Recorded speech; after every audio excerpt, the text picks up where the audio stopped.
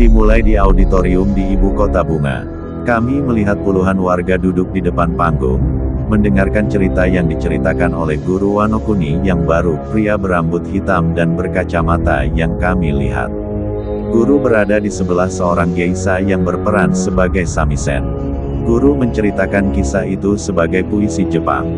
Dia mengatakan bahwa di bawah langit gelap Onigashima badai tumbuh subur, auman binatang itu semakin keras dan suara naga Asura bergemuruh.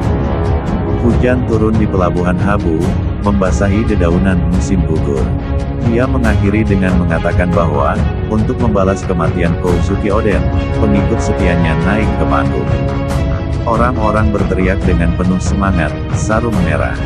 Guru mengatakan dia tidak memiliki bakat verbal yang hebat, tetapi dia meminta orang-orang untuk memberinya kehormatan untuk menceritakan kisah ini.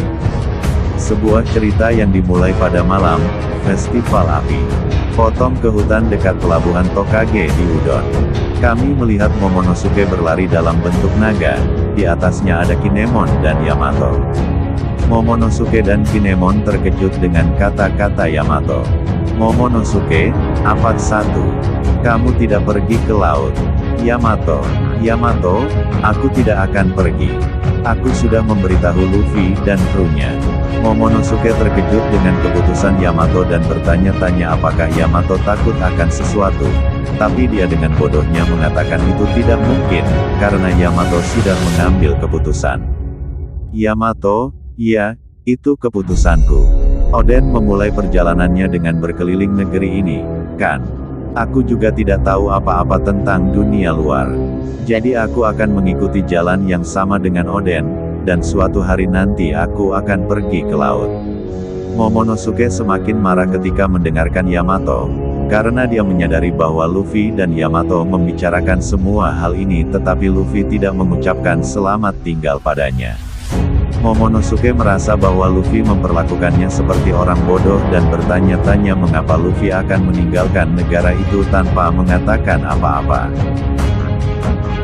Sudah di laut, kapal Luffy, Lau dan Kid akan meninggalkan batas Wano Kuni. Nami menunjukkan bahwa mereka harus pergi ke Hakumai untuk menggunakan pelabuhan yang dapat menurunkan kapal. Brook lega karena mereka memanjat air terjun yang berbahaya tetapi sekarang mereka akan turun dengan selamat. Chopper juga senang. Kid mengolok-olok mereka ketika dia mendengar bahwa mereka akan menggunakan port itu karena lebih aman.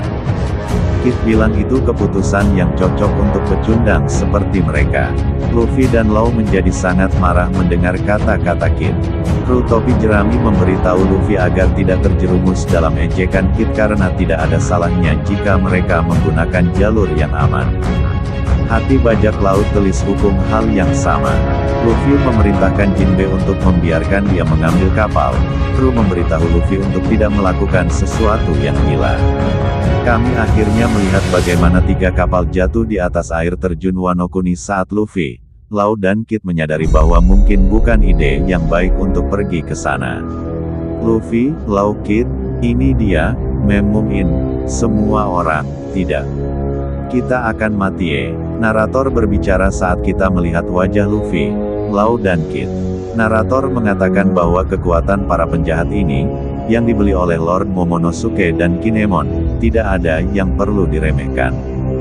Mereka mendatangkan malapetaka dengan kekuatannya seperti Raja Kebijaksanaan yang sebenarnya. Bahkan, Raja Naga Kaido dan Great Oiran Yokai tidak bisa mengalahkan mereka. Dan sekarang mereka pergi dengan nafas terakhir yang membelah langit. Dipotong ke auditorium Flower Capital lagi. Guru terus bercerita. Dia sekarang berbicara tentang Orochi. Ketika mereka mengira dia sudah mati, kebenciannya membuatnya pergi untuk Putri Hiyori. Tapi Denjiro, pengikut nomor 2 Kozuki Oden, memasuki adegan dengan pukulan bersih. Itulah akhir dari Kurozumi Orochi. Petir menyambar menimpa mereka, dengan begitu Onigashima dan Raja Naga Kaido juga jatuh. Awan gelap yang menutupi langit Wano Kuni selama 20 tahun, kini perlahan-lahan menghilang. Tapi sesuatu yang luar biasa terjadi, Orochi yang terbakar menatap mereka dan berkata, kebencian terhadap Kurozumi akan mengutuk negara ini sampai akhir yang pahit. Tapi Putri Hiyori mengingat semua penderitaan yang dialami negara ini selama 20 tahun terakhir. Tidak ada sedikit pun tanda ketakutan di matanya. Saat guru menceritakan kisahnya, kami melihat beberapa panelis menunjukkan apa yang terjadi di Onigashima. Guru melanjutkan, mengatakan bahwa Putri Hiyori mendorong Denjiro ke samping dan berdiri tanpa rasa takut di depan Orochi yang terbakar. Dia memiliki kipas di tangannya dengan simbol Kozuki yang dia tunjuk ke Orochi. Dalam benaknya adalah kenangan ayahnya, ibunya dan tanah airnya. Di halaman ganda yang bagus kita melihat warga berteriak bahwa mereka telah menunggu bagian ini. Guru meminta mereka untuk berteriak bersama. Putri Hiyori, berpakaian sebagai Komurasaki, berbicara kepada Orochi. Hiyori, Kurozumi, dilahirkan untuk membakar. Kurozumi berarti, arang, dalam bahasa Jepang. Warga berteriak saat Hiyori menangis mengingat Oden dan Orochi terbakar hidup-hidup. Geisha, termasuk Toko, memainkan samisen dengan keras saat gurunya mengatakan festival api berlanjut untuk mengenang kisah balas dendam yang sukses yang dimulai di pelabuhan tempat berkumpulnya, bulan sabit terbalik. Kisah berdarah, kebangkitan klan. Kemudian kita melihat foto Momonosuke dengan keluarganya dan semua temannya Hiyori, Red Scabbard, Yamato, Shinobu, dan Tama, saat narator berbicara lagi. Narator, ini adalah kisah tentang bagaimana para pejuang terkenal pernah mendapatkan kembali kejayaannya. Dan mereka melakukannya tepat pada waktunya. Momonosuke, Kinemon dan Yamato pergi ke kastil Shogun saat orang-orang menyapa mereka.